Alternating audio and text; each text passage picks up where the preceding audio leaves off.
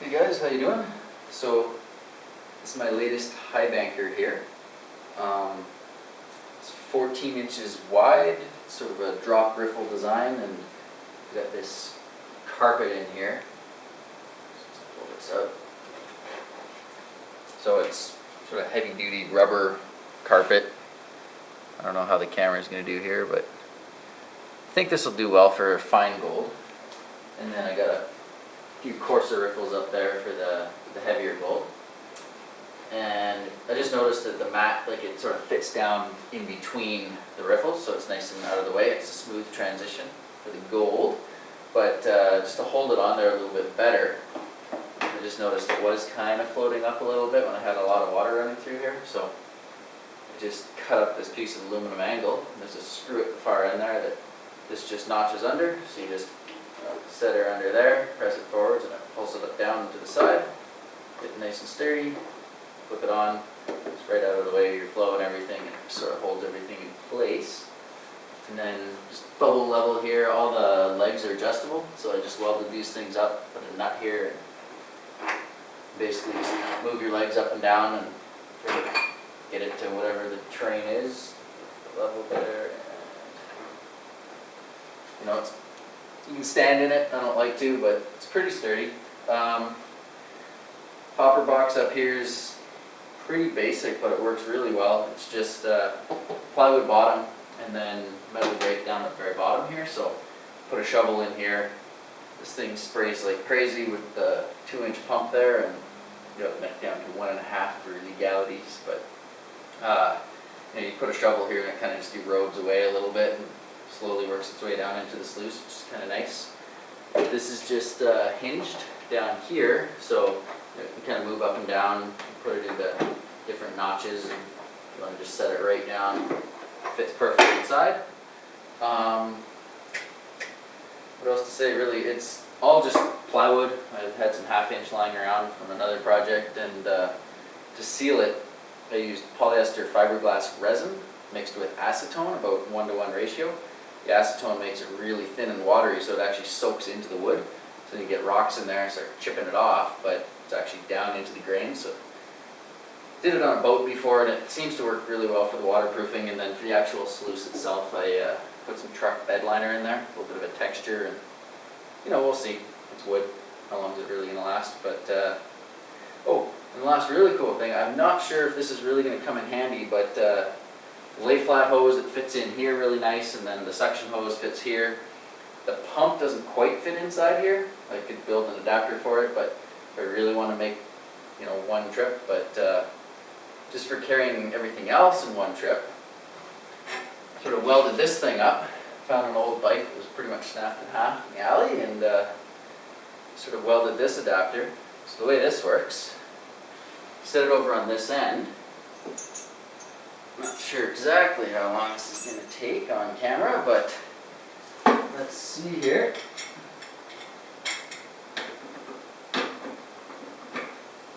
So I have a few brackets underneath, and again I just welded a nut onto the metal underneath, and then just out in the field you don't want to be messing around with too many tools, so I just use these, what are these things called again?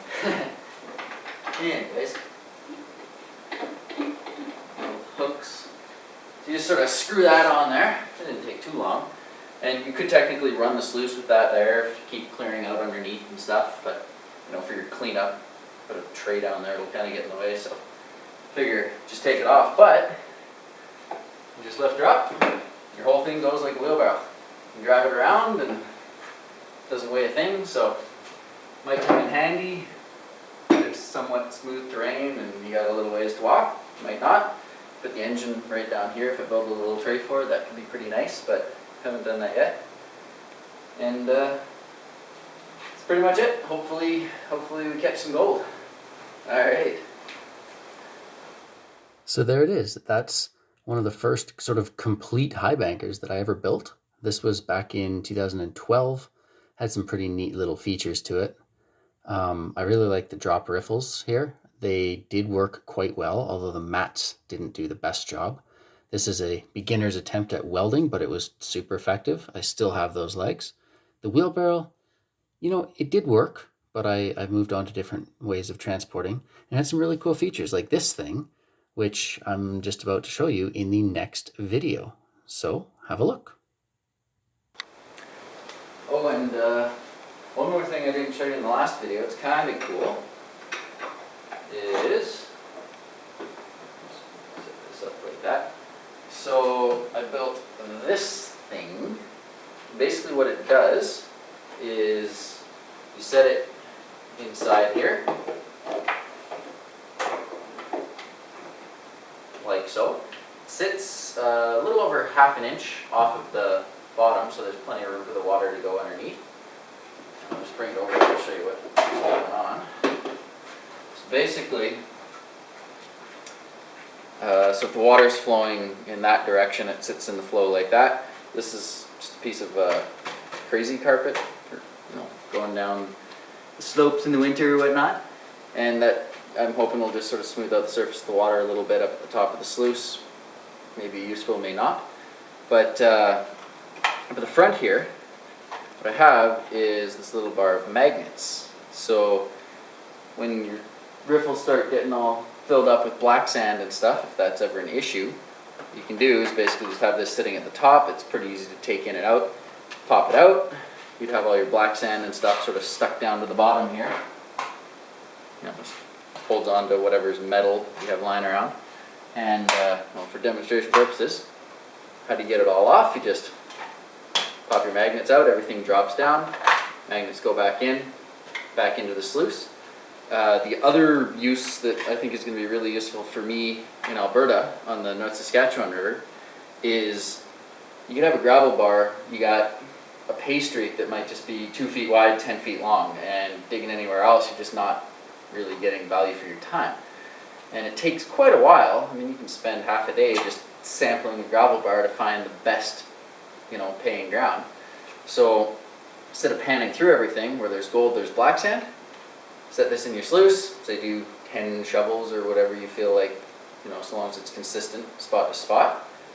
Put it through the sluice box, pop this out, have a look at how much black sand you have. Dump it, put it back in, 10 scoops from a different spot. If you have more black sand there, it's an indication that that's sort of where the heavies are falling out, and you sort of look around that area until you find where you're getting the most black sand, and the gold will kind of go along with that. So hopefully that'll be a good little sampling tool. But yeah, just figured I'd show you this little magnet bar. Again, it just sort of set it in the side here. Sits on the sides of the sluice like that, and I just have 2 little screws to sort of hold it in the right place. And I might have to shim it up or down depending on if all the black sand builds up and it's stopping the water from flowing or whatnot. But hoping that'll work out pretty well. I'll let you know how it turns out.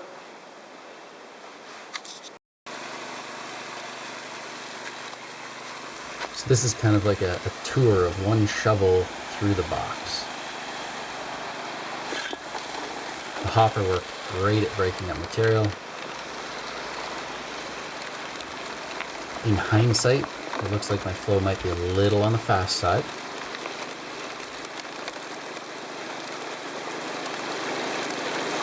There's your drop ripples, nicely bouncing around, and your carpet. That carpet's obviously pretty empty there, but it did catch fine gold. So this is another way of feeding your box. Here I'm feeding it a 5-gallon bucket at a time.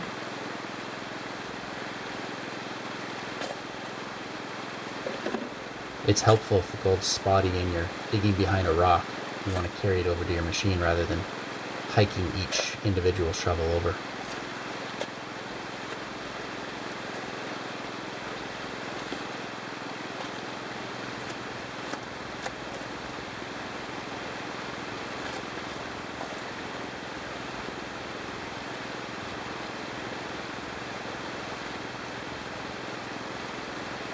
I just love how the hopper in this thing just chewed through material. Although that box is looking a little steeper and a little too much water for catching the fine gold that I've discovered later, it still caught gold in this trip, and just a great little machine I built.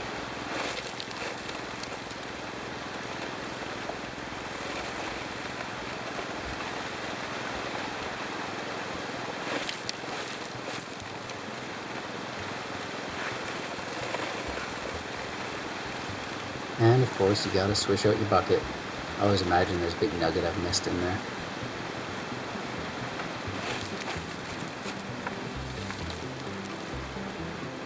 The obligatory check out your box, see if you can see all those glistening nuggets. One thing I did here is I have a really long length of lay flat hose between me and the pump. Not that I was that far away from the water's edge, it's just keeps it a little quieter when you're working near a gas pump out in the wilderness. There's the pump, the old Princess Auto workhorse. It was cheap, but it did catch the gold. There's a little bit of the coarser gold, and here's some finer gold.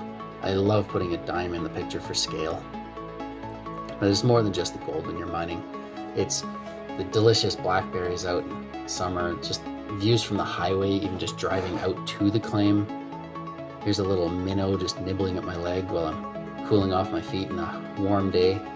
Some of the wildlife you see out there when you're in nature. It's all about the camping and just having fun outdoors, you know. The peaceful moments between mining, hanging out with friends, having a fire. And over the years, I did end up finding a decent amount of gold. This is a video from 2012, and all of this gold came between then and now. But unfortunately, this is the end of this video. And at the end of 2012, we had winter, and winter always interrupts the prospecting season. So until the next time, here's just a little clip of how winter can be fun until spring happens. All right, well, ladies and gentlemen, we're sitting in a hot spring in an undisclosed location, enjoying some fine beverages and kind of being warm-ish, but it's nice. And if you're noticing fog building up, that's because it is in fact warm and cold. Anything to say, Alex?